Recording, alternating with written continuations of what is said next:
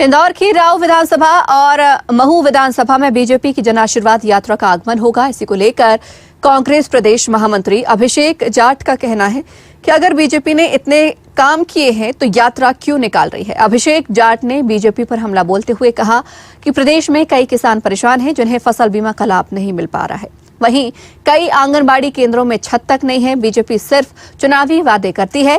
कांग्रेस प्रदेश महामंत्री अभिषेक जाट से खास बातचीत की स्वदेश न्यूज के इंदौर संवाददाता चेतन सिंह ठाकुर ने। प्रदेश शासन की जन आशीर्वाद यात्रा का आगाज इंदौर जिले में हो चुका है। इंदौर के कई ग्रामीण क्षेत्रों में ये जन आशीर्वाद यात्रा पहुंच चुकी है। वास्तविक हकीकत क्या है, ये तमाम सवाल हमारे हैं, जिसका जवाब देने के लिए हमारे साथ आज यहाँ पर मौजूद है कांग्रेस के महामंत्री अभिषेक जाट। युवा हैं, युवा सोच रखते हैं। उनका कहना है कि जिस तरीके से जन आशीर्वाद यात्रा का आगाज है, जन आशीर्वाद यात्रा को लेकर खुद प्रदेश के मुखिया शिवराज सिंह चौहान और साथ में बता दें महाराष्ट्र के उप मुख्यमंत्री देवेंद्र फडणवीस जी भी उनके साथ में, और लगातार जन आशीर्वाद यात्रा में लोगों को यहाँ की योजनाओं के बारे में गिनाएंगे और लगातार यहाँ पर जो योजनाएं थी उसका लाभ हुआ कि नहीं मिला लोगों को, यह तमाम सवाल लोगों के रहेंगे और इस जवाब को लेकर हर क्षेत्र में घूमेंगे। चलिए हम आपसे पूछते हैं कि जन आशीर्वाद यात्रा कितनी महत्वपूर्ण है और क्यों ये महत्वपूर्ण यात्रा यहाँ निकाली जा रही है। सबसे पहले मैं आपके माध्यम से बताना चाहता हूं कि भारतीय जनता पार्टी वो पार्टी है जो झूठ, प्रपोंड और ढोंग के मुताबिक पूरे प्रदेश में, पूरे देश के अंदर इस तरीके का ढोंग रचाती है और दुनिया में उनसे अच्छा मार्केटिंग वाला कोई बंदा आपको मिलेगा नहीं। जन आशीर्वाद यात्रा उनकी विफलता, सबसे पहले इसके पहले उन्होंने एक विकास यात्रा निकाली थी। आपने भी देखे थे, बड़े बड़े बैनर पोस्टर लगे हुए थे पूरे प्रदेश के अंदर, और विकास यात्रा का क्या परिणाम आया ये आप जानते हैं मेरे से ज़्यादा बेटर तरीके से। अब इनने एक जन आशीर्वाद यात्रा निकाली। जनता उनको आशीर्वाद यदि देती तो वो काम ऐसे करते जिससे जनता उनको निरंतर आशीर्वाद देती। उनने ऐसे कोई काम नहीं करे, वो अपनी उपलब्धि ही नहीं गिना पा रहे हैं कि हमने क्या काम किया। 18 साल की जो इनकी सरकार रही है और निरंतर मामा, लोगों को मात्र एक शब्द बोला जाता है गाँव में कि मामा कैसे बनाया जा सकता है, तो निरंतर वो जनता को, आम जनता को मामा बनाने का काम कर रहे हैं। ये यात्रा आज से 2 दिन पहले ये निकालते तो इंदौर की परिस्थिति देखते, गाँवों की परिस्थिति देखते, गाँवों में स्कूलों की परिस्थिति देखिए जाके, जहाँ स्कूल खंडर की स्थिति में हो चुके हैं।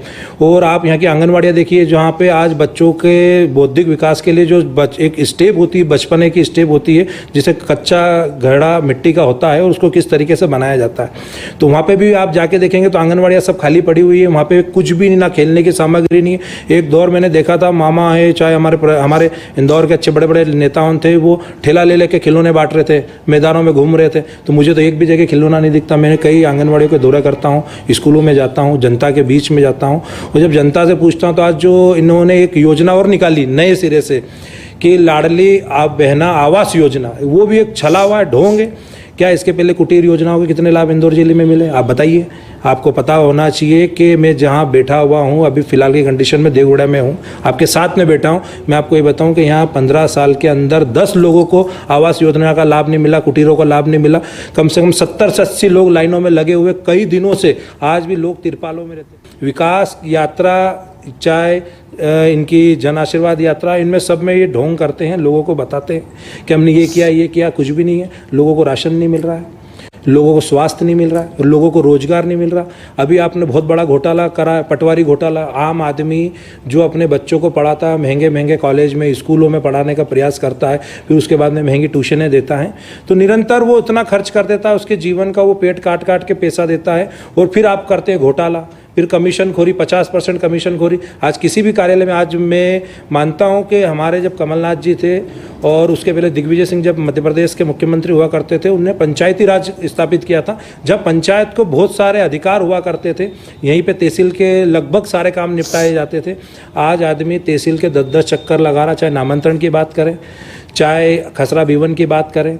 एक ऐसी परिस्थिति मध्य प्रदेश के अंदर इनने निर्मित कर दी है कि जिसके कारण मध्य प्रदेश की जनता, आम जनता भूखमरी के कागार तक पहुंचाने का सबसे बड़ा यदि किसी का कारण है तो भारतीय जनता पार्टी है। आप बिजली के बिल देखिए, मैं जब गलियों में जाता हूं, मोहल्लों में जाता हूं, जब मैं मेरे लोगों से बात करता हूं तो वहाँ उनके बिजली के बिल 4-4 हज़ार आ रहे हैं। आपने कोविड के दौर में भी आपने बोला था कि हम आपके सहयोग कर देते हैं।